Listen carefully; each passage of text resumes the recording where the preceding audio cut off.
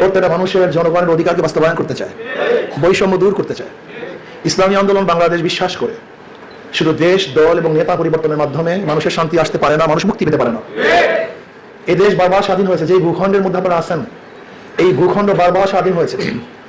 750 বছর পর্যন্ত দেশের শাসনকর্তা ছিলাম আমরা, বা 850 বছর।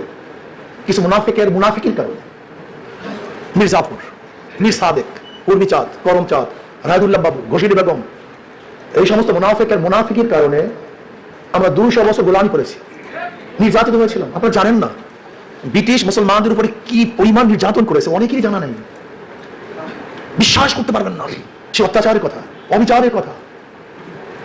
আপনারা জানেন ব্রিটিশ হরা আন্দোলনে শুধু মুসলমান জীবন দিয়েছে কত লক্ষ জানি না, শুধু আলেমদের জীবন হয়েছে 80,000-এর উপরে, শুধু আলেম শহীদ হয়েছে। চাকরি চর থেকে শুরু করে খায়বার পর্যন্ত এরকম কোনো গাছ ছিল না যে গাছের মধ্যে আলেমকে ফাঁসিতে জন্য হয়নি। ব্রিটিশ হটাও আন্দোলনে ইন্ডিয়ার গেটের মধ্যে 92,000 মানুষের নাম লেখা আছে, এর মধ্যে 63,000 মুসলমানদের নাম। 63,000 আন্দোলন সূচনা করেছে মুসলমান 1803 ইসাই সালে। আব্দুল আজিজ রহমতুল্লাহ বলেছিলেন আজকের থেকে পাক ভারত উপমহাদেশ দারুল ইসলাম না দারুল হরব, এই ব্রিটিশদের বিরুদ্ধে আন্দোলন করে প্রত্যেক মুসলমানদের জন্য ফরজ আইন। সেই দিনই ব্রিটিশ হটাও আন্দোলনের বীজ বপন হয়েছিল। আন্দোলন সংগ্রামের ভিত্তিতে আমরা স্বাধীন হয়েছিলাম, ভেবেছিলাম এবার বৈষম্য দূর হবে, মানুষ শান্তি পাবে, মুক্তি পাবে, স্বাধীনতা লাভ করবে। তবে কি দেখলাম, ইন্ডিয়ান সংখ্যাগরিষ্ঠ মানুষগুলি, আমরা সংখ্যালঘু মুসলমানদের উপরে নির্যাতন কমায় নেই, আরো বৈষম্য বাড়িয়ে দিয়েছে।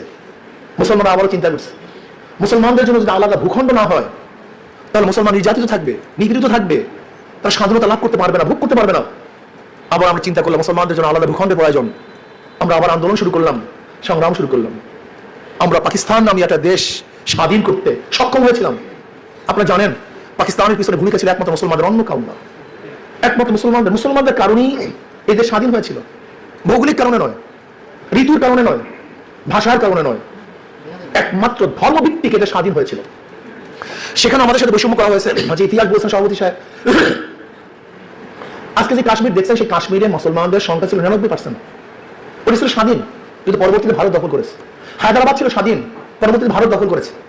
এই আসাম, এই করিমগঞ্জ, বিস্তীর্ণ এলাকা, এই যে আপনারা দেখেছেন আপনার দিনাজপুরের বিশাল এক অংশ, দিনাজপুরের আমাদের দেশে এক অংশ, ভারতে কিন্তু দিনাজপুর, সেখানে মুসলমানের সংখ্যা অনেক বেশি, কিন্তু সেখানে ব্রিটিশ আমাদের সাথে বৈষম্য করেছে।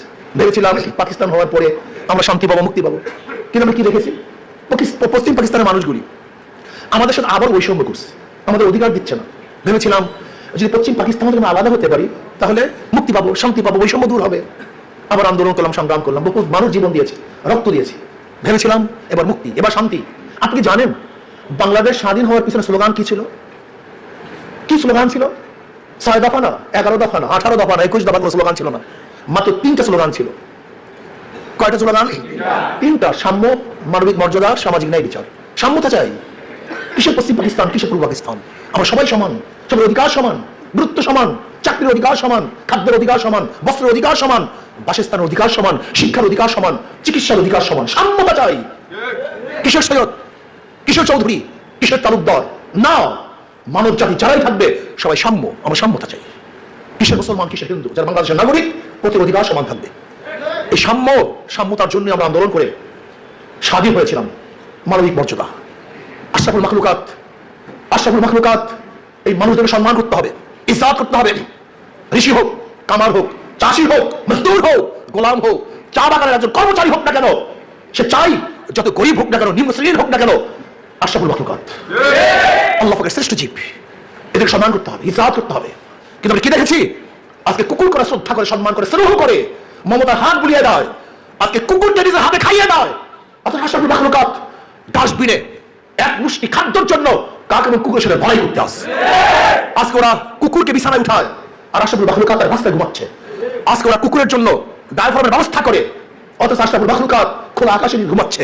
আজকে ওরা কুকুরের জন্য পোশাক বানায়, কিন্তু আশরাফুল মাখলুকাত বস্ত্রহীন ভাবে চলাফেরা করছে। ওরা কুকুরের জন্য হাজারো খাদ্য যোগায়, আর আশরাফুল মাখলুকাত ধুকে ধুকে খাদ্যে অনাহারে মরছে। আজকে ওরা কুকুরের জন্য চিকিৎসা ব্যবস্থা হসপিটাল করে, আর আশরাফুল মাখলুকাত একটা প্যারাসিটামল ট্যাবলেটের অভাবে ধুকে ধুকে মরছে। এটা আমরা চাই না। আমরা কি চাই? এই আশরাফুল মাখলুকাতের ইজ্জত চাই, সম্মান চাই, তাদের শ্রদ্ধা করতে চাই, মর্যাদা দিতে চাই, মোহাব্বত করতে চাই, ভালোবাসতে চাই।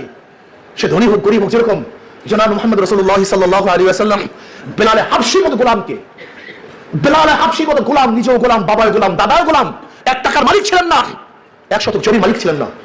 এই গোলামজাত গোলামকে নবী আলাইহিস সালাতু ওয়াস সালাম মর্যাদা দান করেছেন, সম্মানিত করেছেন, ইজ্জত দান করেছেন। হযরত ওমর ইবনে খাত্তাব রাদিয়াল্লাহু তাআলা আনহু সম্বোধন করার সময় বলছেন কি, সাইয়্যিদুনা বেলাল, আমাদের সর্দার বেলাল। আমি চাই প্রত্যেকটা ঋষি, কামার, মজদুর, জেলে, তাঁতি, শ্রমিক, মজদুর আশরাফুল মাখলুকাতকে শ্রদ্ধা করতে, সম্মান করতে, ইজ্জত করতে, তাদের পাশে দাঁড়াবার জন্য ইসলাম, তাদের পাশে দাঁড়াবার জন্য ইসলাম দুনিয়াতে আসছে, তাদেরকে ইজ্জত করার জন্য, সম্মানিত করার জন্য ইসলাম দুনিয়াতে আসছে, ক্ষুধা নিবারণ করার জন্য দুনিয়াতে আসছে। যখন মহিলাদের কোনো সম্মান ছিল, ইজ্জত ছিল না, জনাবে মুহাম্মদ রাসূলুল্লাহ সাল্লাল্লাহু আলাইহি ওয়াসাল্লাম সেই আমার মা জাতিকে সর্বোচ্চ সম্মান এবং ইজ্জতে ভূষিত করেছেন। এর নাম ইসলাম। আমরা সামাজিক ন্যায় বিচার প্রতিষ্ঠা করতে চাই। আজকেও দেখেন 71 বছর পরে, সেই 71 যুদ্ধের পরে আজকে 2025-এও আমরা ন্যায় বিচার প্রতিষ্ঠা করার জন্য আন্দোলন করছি, সংগ্রাম করেছি। সব জায়গায় বৈষম্য। দল করবেন, হাজারো খুন করবেন, খোলা আকাশে নিচে ঘুরবেন, আর দল করবেন না, আপনার যতই পবিত্র থাকেন আপনাকে জেলখানায় ঢুকে মরতে হবে, আপনার আয়না করে থাকতে হবে, আপনার হাতের মধ্যে হ্যান্ডকাপ লাগবে। কেন না?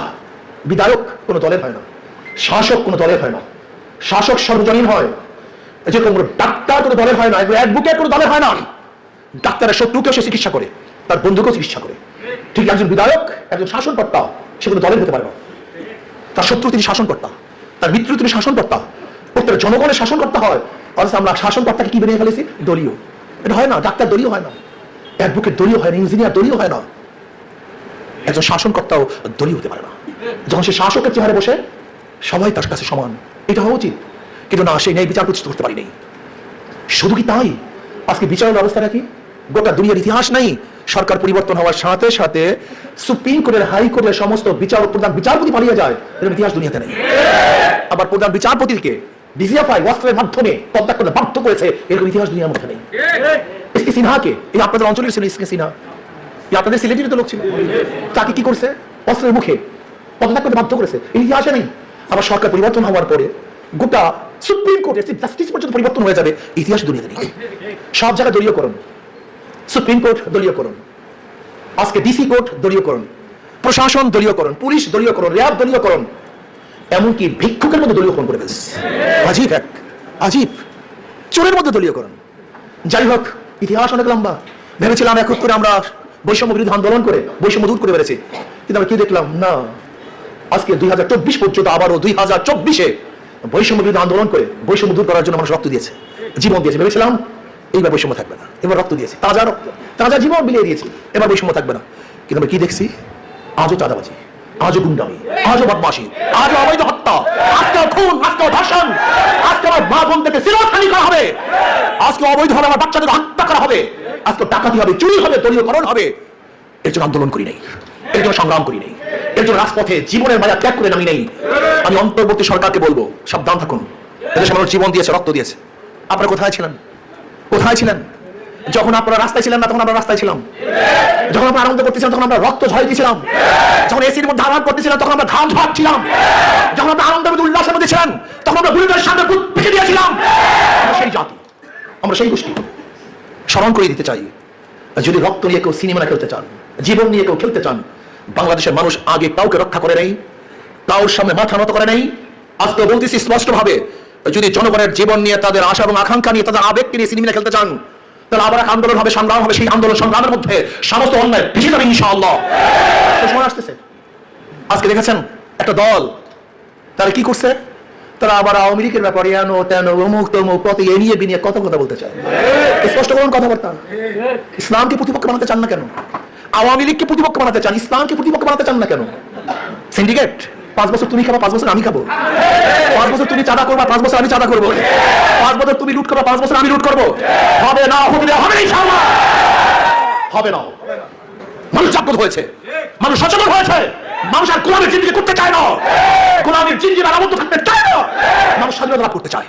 বাংলাদেশে কোনো চাঁদাবাজি চলবে না, দুর্নীতি চলবে না, অবৈধ কোনো কাজ বাংলাদেশে চলতে দেওয়া হবে না ইনশাআল্লাহ। সচেতন থাকুন। সিন্ডিকেট বন্ধ করতে হবে, সিন্ডিকেট দূর করতে হবে।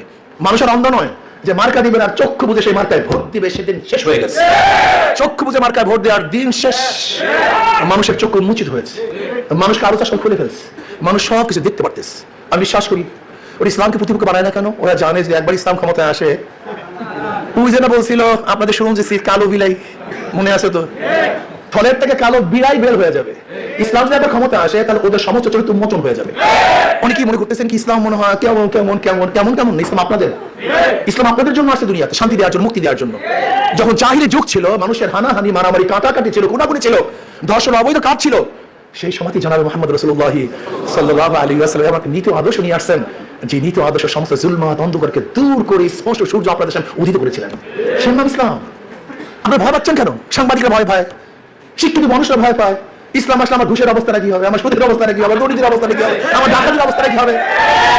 এগুলো লাগবেই তো না আপনার ডাকাতি করা, চুরি করা লাগবেই না, ঘুষ খাওয়া লাগবেই তো না। বরং আপনার চরিত্র গঠন হয়ে যাবে, আপনার আদর্শ গঠন হয়ে যাবে। আপনি চাকরি থেকে যে প্রাপ্তি পাবেন তাতে আপনি যথেষ্ট মনে করবেন।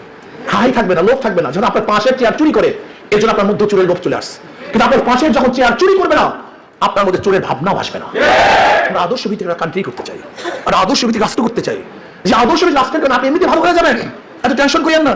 আর সবচেয়ে বড় কথা হলো, ইসলাম আসছে গরিবদের জন্য, ইসলামের গোটা অর্থনীতি গরিবদের জন্য, অথচ গরিবরা ইসলাম পছন্দ করে না। বিয়াকু ইসলামের টাকা গরিবদের জন্য, সৎকা গরিবদের জন্য, ফিতরা গরিবদের জন্য, ওসর গরিবদের জন্য, মানব গরিবদের জন্য, দান গরিবদের জন্য, ইসলামের গোটা অর্থনীতি গরিবদের জন্য। ইসলামী অর্থনীতি গরিবদেরকে ধনী বানায়, আর বড়লোকদের ভারসাম্য রক্ষা করে। আর পুঁজিবিদ অর্থনীতি গরিবকে মারে, ওদের গলা টিপে ওদেরকে গরিব বানায়, আর ধনীদেরকে শুধু ধনী বানায়। আপনি জানেন